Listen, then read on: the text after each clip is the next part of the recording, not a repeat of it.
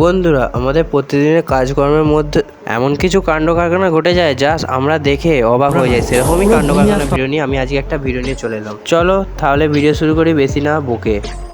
ঝড়ের একদিন রাতে এই রিপোর্টারটি রিপোর্টিংয়ে কাজ করছিল, কিন্তু ভগবানের সেদিন প্ল্যানিংটা একটু অন্যই ছিল, তাই লোকটি একটুর জন্য বেঁচে গেল।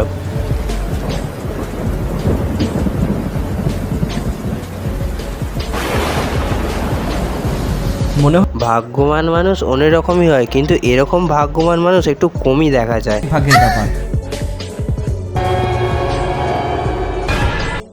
मौत को छू के टक से वापस आ सकता। বন্ধুরা, বাথরুম যদি কোনো ফাঁকা জায়গায় হয় তাহলে এরকম কাণ্ড ঘটা কিছু অসম্ভব ব্যাপারই নয়। তাই অবশ্যই যখন বাথরুমে যাবে এরকম একবার করে চেক করে নেওয়া উচিত।